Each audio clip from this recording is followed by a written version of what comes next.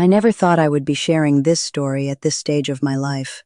For a long time, I kept it all inside. The memories, the quiet moments, the things I wished I had said differently, the words I swallowed because I thought keeping the peace was more important than speaking the truth. But here I am, sitting in the same kitchen where so much of my life happened, and I feel like it is finally time to talk. My name does not matter. What matters is that I have been married for a very long time. And if you are watching this, if you have lived a life with another person, if you have shared a bed and a table and years of ordinary days with someone, then maybe you will understand what I am about to share. It all started the way most love stories start, simply, quietly, without any warning. I was 23 years old when I met Gerald. He was not the most handsome man in the room. He was not the loudest or the most charming, but there was something steady about him, something calm. When he spoke, he meant what he said, and back then, at 23, that felt like the most romantic thing in the world. We met at a church fundraiser, a small one. Folding tables, paper plates, and lemonade that was far too sweet. He was helping set up chairs, and I was carrying a tray of cookies that I had baked myself. He held the door open for me. That was it. That was the beginning. We talked for 2 hours that evening, about everything and nothing, about our families, our hometowns, our little dreams. He wanted to build something with his hands, a house maybe, a life. I wanted to teach children. We laughed about how different we were, but somehow that difference felt exciting back then, like two puzzle pieces that did not quite match, but still found a way to fit together. He called me 3 days later. I remember standing by the kitchen window, holding the phone with both hands, my heart doing something I had never quite felt before. We talked for another hour, and then another hour the next night, and the night after that. Within 6 months, we were engaged. My mother pulled me aside the week before the wedding. She sat me down at her old dining table, the one with the scratch on the corner from when my brother dropped a toy truck as a child. She held my hands and she looked at me very seriously. She said, "Are you sure, honey? Marriage is not just about love. It is about patience. It is about choosing the same person, even on the days when it is hard." I smiled and told her I was sure. I was 23 years old. I did not know what hard looked like yet. The wedding was small and lovely. Flowers from the garden, my grandmother's lace. Gerald cried when he saw me walk down the aisle. Real tears, the kind that run down a man's face before he can stop them. I loved him so much in that moment. I thought, this is it. This is the man I will grow old with. This is safe. And it was safe. For a while. The first years were good. Genuinely good. We were young and busy and figuring out life together. He worked in construction.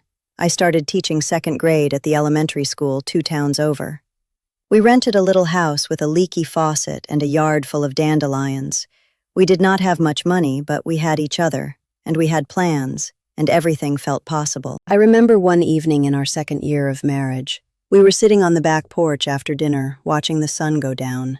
Gerald reached over and held my hand without saying a word. We just sat there together in the quiet.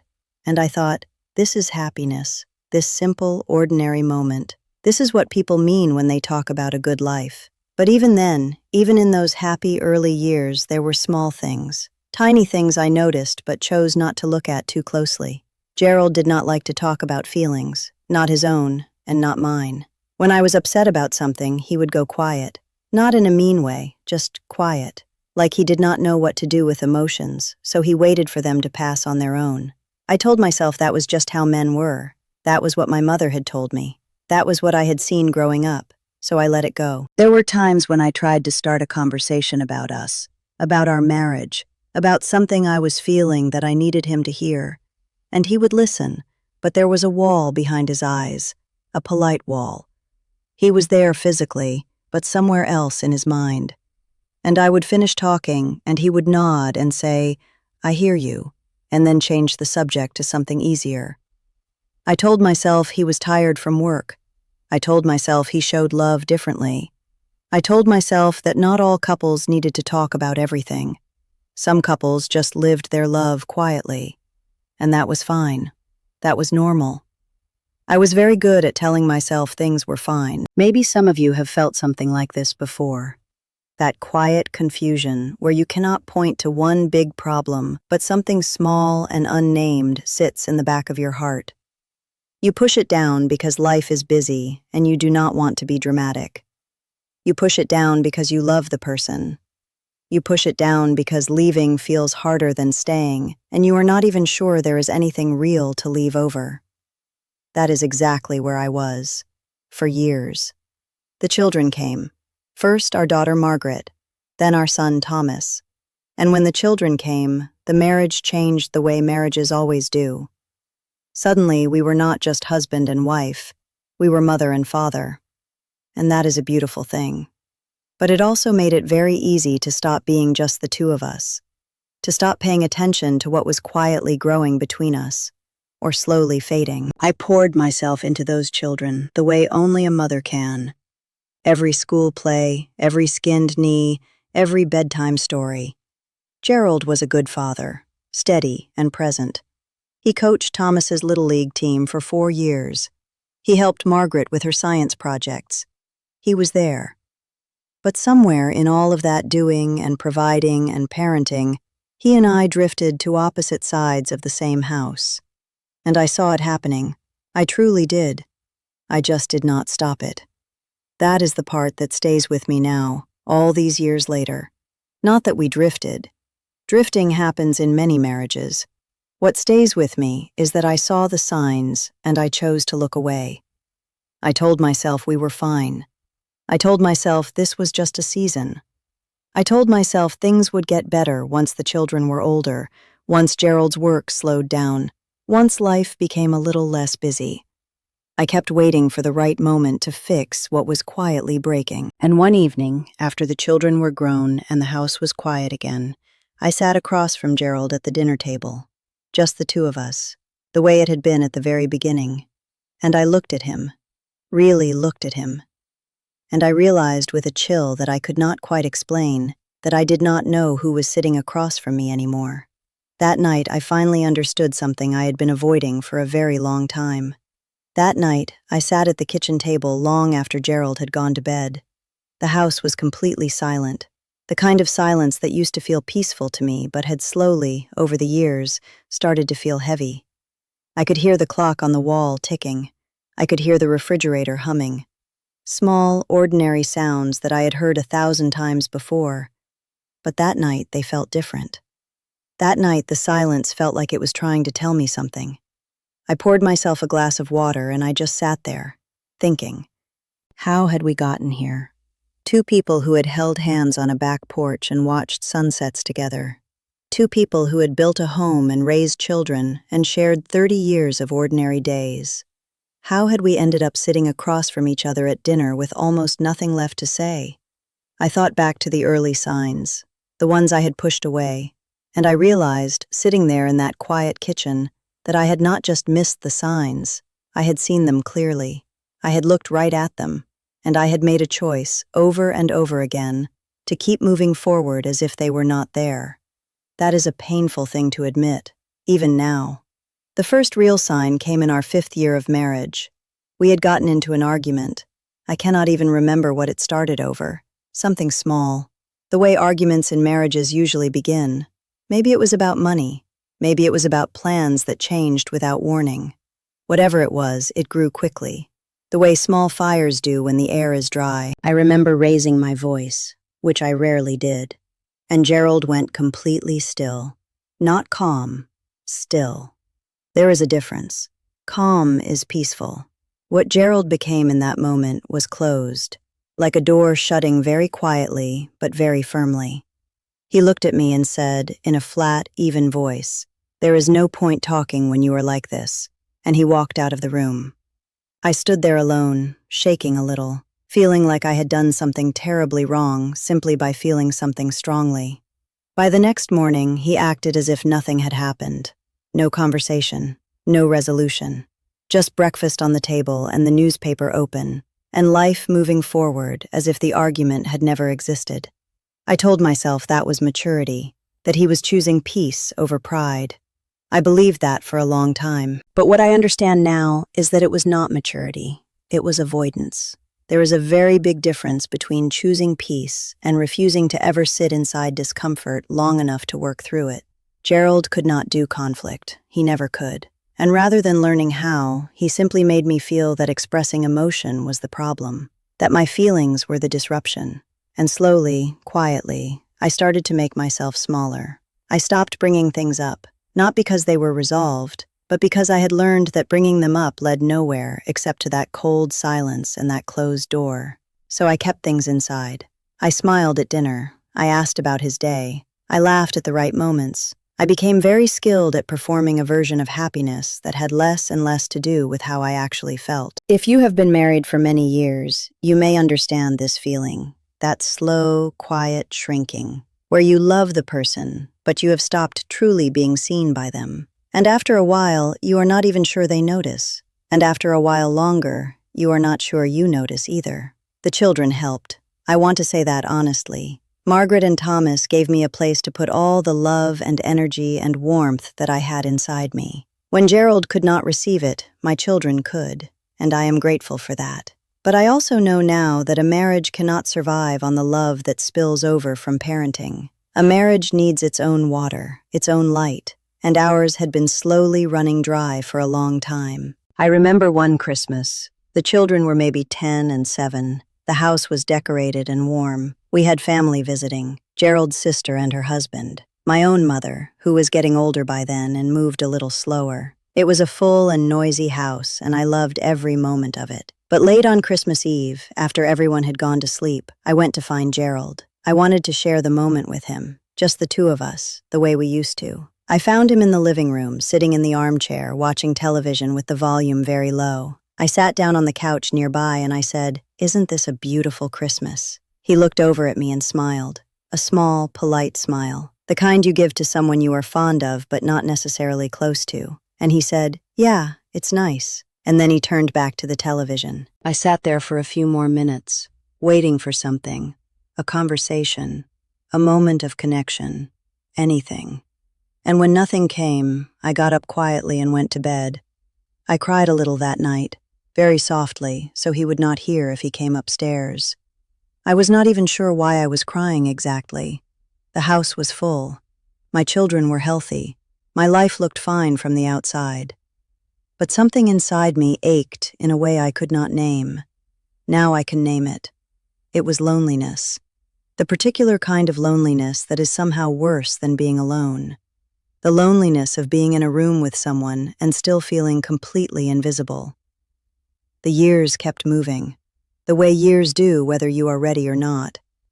Margaret grew up and went to college and eventually got married herself. Thomas followed a few years later. And suddenly the house that had been full of noise and homework and teenage footsteps was quiet again. Just Gerald and me. I had told myself for years that once the children left, Gerald and I would find our way back to each other, that we would rediscover who we were before we became parents, that we would talk again, travel maybe, sit on back porches again and hold hands in the quiet. But that is not what happened. What happened was that the silence got louder. Without the children to talk about, without schedules and school events and family dinners to organize, there was suddenly nothing standing between Gerald and me and the truth of what our marriage had become. And the truth was uncomfortable for both of us. I could see it in the way he buried himself in projects around the house. Always something to fix, something to build, something to do with his hands so that sitting still with me was never required. And I filled my own time, too. Gardening, phone calls with Margaret, long walks in the neighborhood, books, anything to fill the hours so that I did not have to sit inside the quiet and feel everything I had been pushing down for so long. We were two people living very carefully around each other, polite, considerate, never unkind. But somewhere along the way, we had stopped being husband and wife in any real sense and had become something more like very familiar roommates. And the strangest part was that nobody looking at us from the outside would have known. We still went to church together on Sundays. We still had dinner on the table at the same time each evening. We still said goodnight. We looked, from a distance, like a perfectly ordinary couple who had built a good and quiet life. But I knew. I had known for a long time. And that spring, something happened that finally made it impossible for me to keep looking away. That spring, our daughter Margaret called me on a Tuesday afternoon. She called the way she always did, cheerful and rushing, juggling her own life and her own family on the other end of the line. We talked about her children, my grandchildren, for a few minutes, about school and the weather and a vacation she and her husband were planning. And then she got quiet for a moment. The kind of quiet that means something real is coming. She said, "Mom, can I ask you something honestly?" I said, "Of course, sweetheart." She said, "Are you happy? I mean truly happy? With your life? With Dad?" I did not answer right away. I stood in the kitchen, holding the phone, looking out the window at the backyard where Gerald was doing something with the garden hose, and I felt something shift inside my chest, like a key turning in a lock that had been stuck for a very long time. I told her I was fine. I used that word again, fine. That word I had been using for decades like a shield. But after we hung up, I sat down at the kitchen table and I let myself really hear the question she had asked. Not the version of it I had quickly brushed past. The real question, the honest one. Was I happy? I sat with that question for a long time, and the answer that came back to me was not yes, and it was not no. It was something quieter and more complicated than either of those. It was, I have forgotten what happy feels like. I have been comfortable and busy and functional for so long that I stopped checking whether I was actually living or just moving through the days. That realization did not come with tears. It came with a strange stillness, like finally seeing something clearly after years of squinting. I decided that evening that I needed to talk to Gerald. A real conversation. Not about dinner or the grandchildren or the leaky gutter he had been meaning to fix for 3 weeks. A real conversation about us. About our marriage, about what we had become, and whether either of us was willing to do something about it. I waited until after dinner. I cleared the table, and Gerald was about to move to his armchair the way he always did. And I said, "Gerald, can you sit with me for a minute? I need to talk to you about something." He looked at me. There was something in his eyes, not alarm exactly, more like a quiet bracing, like a man who had been waiting for something without knowing what it was. He sat back down. I had rehearsed what I wanted to say, but when the moment came, the rehearsed words disappeared, and what came out instead was just the truth. Simple and plain and a little shaky. I said, "I feel like we have lost each other. Not all at once, slowly, over many years, and I am not sure when it happened or how. But I feel it every day, and I think you feel it too. And I do not want to spend the rest of our lives being polite strangers in the same house." The kitchen was very quiet. Gerald looked down at the table for a long moment. His hands were folded in front of him the way they always were when he was thinking. And then he looked up at me and said something I was not expecting. He said, "I know." Just those 2 words, "I know." But the way he said them carried so much weight. There was no defensiveness in it, no deflection. Just a quiet, tired honesty that I had not heard from him in longer than I could remember. And in that moment, I saw something in his face that surprised me deeply. I saw that he was sad too, that the distance between us had not been comfortable for him either, that he had been carrying something quiet and heavy for a long time, just as I had. We sat at that kitchen table for almost 2 hours that night, the longest real conversation we had shared in years. It was not easy. There were long silences. There were moments when one of us said something that stung a little. There were things I admitted that I had never said out loud before, that I had felt invisible, that I had learned to stop reaching for him because reaching and finding nothing hurts in a way that becomes unbearable after enough time. And Gerald, in his slow and careful way, said things too. He said he had never known how to talk about feelings, that his own father had been a silent man, and he had grown up believing that love was shown through action, through providing, through showing up and doing the work. He had not understood that I needed something else too, something he had never been taught to give. Maybe some of you have heard something like this before, from your own husbands or your own fathers, that generation of men who loved deeply but had no language for it. who would have walked through fire for their families but could not sit still long enough to say, "I see you, I hear you, I am here." I had spent so many years being angry at Gerald in a quiet way, a low, burning resentment that I kept carefully hidden even from myself. But sitting across from him that night, hearing him speak honestly for perhaps the first time in our marriage, something in me softened. Not all at once, not completely, but enough. We did not solve everything that night. You cannot undo 30 years of drifting in a single conversation. But something shifted. Something that had been locked for a very long time opened just a little. We started talking more after that, deliberately, imperfectly. Sometimes it was awkward, the way it is always awkward when two people are learning a new language late in life. Gerald was not suddenly transformed into someone who found emotions easy. He still went quiet sometimes. He still struggled to find words for the things he felt. But he tried. And trying, I learned, is its own kind of love. We started taking walks together in the evenings, just around the neighborhood, nothing dramatic, but side by side, in the fresh air, away from the television and the projects and all the small hiding places we had built for ourselves inside the house. And on those walks, we talked. Sometimes about real things, sometimes about nothing at all. But we were together in a way we had not been in years. One evening on one of those walks, Gerald reached over and took my hand, the way he used to on that back porch all those years ago. His hand was older now, the skin looser, the knuckles more prominent. My hand was older too, but the feeling of his fingers around mine was so familiar and so tender that I had to look away for a moment because my eyes had filled with tears. He noticed. He always noticed more than he let on. He squeezed my hand a little tighter and did not say anything. And that silence, for the first time in a long time, felt like the good kind. But even as things slowly began to soften between us, I could not let go of a question that had settled deep inside me. A question I needed to answer honestly before I could truly move forward. Had I played a role in all of this? Not just Gerald's silences, not just his emotional distance, but the shape our marriage had taken over all these years. Had I contributed to it in ways I had refused to examine? I thought about the times I had swallowed my feelings instead of speaking them calmly and clearly. I thought about the ways I had poured everything into the children and left Gerald standing just slightly outside the warmth.